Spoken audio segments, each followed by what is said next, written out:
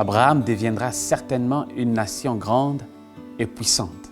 En lui seront bénies toutes les nations de la terre. Car je l'ai choisi, afin qu'il ordonne à ses fils et à sa maison, après lui, de garder la voie de l'Éternel en pratiquant la droiture et la justice.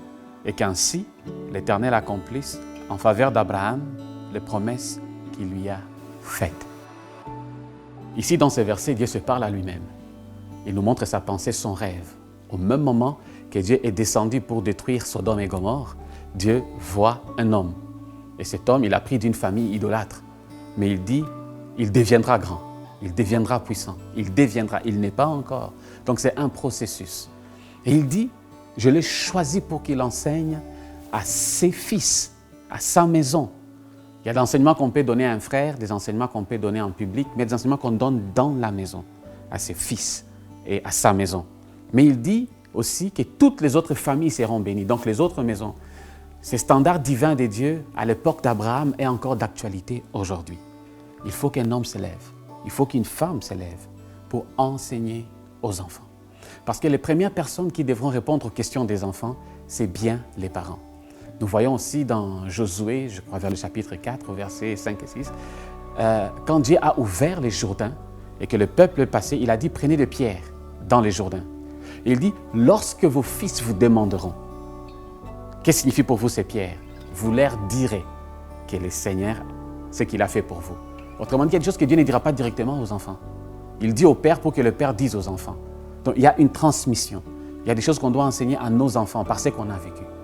Moi et ma maison, même dans la tragédie qu'on a pu connaître ou dans les moments difficiles, ils ont vu comment papa est tombé, oui, mais papa est relevé. Papa a accepté la grâce et papa avance. Il y a un enseignement dedans. Et papa a fait grâce aux autres. On s'assoit, on enseigne, on parle. Et les enfants grandissent dans la grâce. Et les enfants enseigneront la grâce à leur tour aussi. Et lorsque nous marchons sur cette terre, nous avons besoin d'éclairage. En famille ou aussi, peu importe où est-ce qu'on est, le manuel pour avancer dans la vie, c'est la parole. Comme il y a des indications sur les autoroutes, on a besoin d'indications pour arriver à ce qu'on s'en va, il en est de même pour l'homme. Alors, il est important que cela commence dans nos maisons. Alors, par ces ministères, nous croyons avoir été appelés pour manger l'agneau, manger Jésus-Christ. Dans Exode 12, nous voyons Aaron et Moïse qui vont parler au peuple d'Israël. Et ils vont dire, mangez un agneau dans vos maisons. Pas dans la grande assemblée, dans vos maisons. Mangez l'agneau. Il dit, et si l'agneau est trop grand pour le peuple, et que vous êtes peu nombreux, mais l'agneau est très grand, appelez le voisin, qu'il vienne et qu'il mange avec vous. Alors pour nous, Isabelle et moi, nous savons que l'agneau c'est Jésus. Quand nous mangeons Jésus, Jésus est trop grand pour nous, l'agneau est trop grand pour nous. Voilà pourquoi on partagera au travers de la parole de Dieu, l'agneau de Dieu, le pain de vie, comment aller de l'avant. Les choses que Dieu a faites pour nous, que nous pouvons raconter, comme au peuple d'Israël à l'époque, les grandes délivrances, les nuits ténébreuses que nous avons rencontrées, mais que Dieu a éclairées, comment il a fortifié et comment on peut aller de l'avant. Par la grâce de Dieu. Voilà ce que ce ministère fera. Dans l'humilité, l'enseignement de la parole de Dieu, le partage de ces merveilles. Quand je vois cette grâce dans les enfants déjà, je me dois d'être comme un gardien. Je me dois d'encourager et de laisser le Saint-Esprit faire ce qu'il a commencé.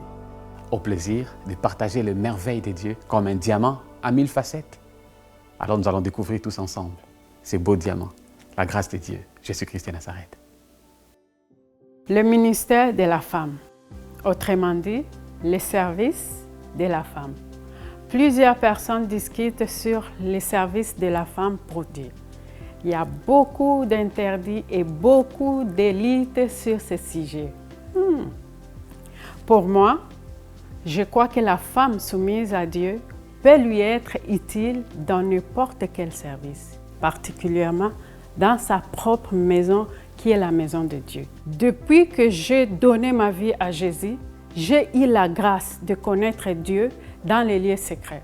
La femme secrète avec Dieu, même en public, demeure secrète. La femme, celle qui porte la vie, celle qui bâtit. Pour construire un édifice, une fondation solide est nécessaire. La fondation demeure secrète, invisible, mais représente la partie la plus robuste de la maison. La force ou la faiblesse de la femme reste souvent invisible aux yeux des hommes, alors que ses œuvres sont visibles de tous. Une femme sage développe son intimité avec les rochers dans les lieux secrets. Ainsi, une sagesse lui est communiquée pour édifier, porter, élever sa postérité à la gloire de Dieu. C'est dans sa communion avec le Saint-Esprit que cela devient possible. Ensemble, femmes, filles, mères, par le Saint-Esprit, nous expérimenterons ce que Dieu, par sa grâce, peut accomplir en nous, à travers nous, pour nos propres familles, puis pour toute la famille de la terre. Que Dieu vous bénisse. L'adoration va bien au-delà d'un simple chant. Il s'agit d'un mode de vie. Notre adoration est une offrande à notre Dieu et notre louange est ce qui vient contrarier le silence de l'ennemi. C'est à travers la louange et l'adoration que le cœur d'un enfant s'élève vers son Créateur.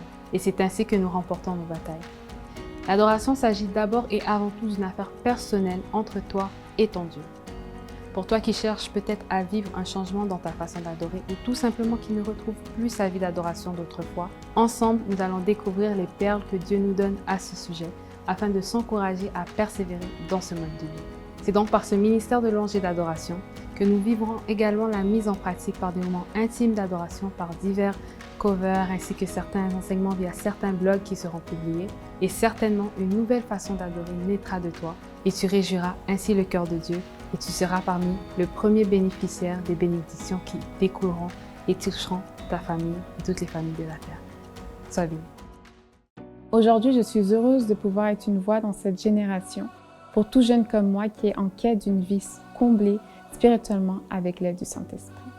Toi qui regardes cette vidéo, qui es jeune, passionné de la vie, mais qui rencontre des défis, passe par plusieurs questionnements et qui est à la recherche de plus intérieurement, j'aimerais te dire que tu te trouves au bon endroit. En tant que jeune, nous sommes constamment à la découverte de notre identité et à la recherche d'une orientation pour rendre notre jeunesse plus vivante, car il est parfois difficile de trouver notre place dans cette génération et de rester ancré dans les valeurs qui nous sont enseignées. En développant une relation personnelle avec Dieu, au travers de sa parole, il nous fait connaître pas à pas les desseins, les projets et le but ultime de notre vie sur cette terre. Avec l'aide du Saint-Esprit, alors que je continue à grandir spirituellement par ce ministère, via des blogs, des podcasts et plusieurs autres moyens que le Saint-Esprit m'inspirera, j'aimerais donner à chaque jeune l'occasion de connaître les vérités, les astuces, ainsi que plusieurs perles qui seront pour chacun une bénédiction au quotidien et qui vous aideront dans votre marche avec Christ.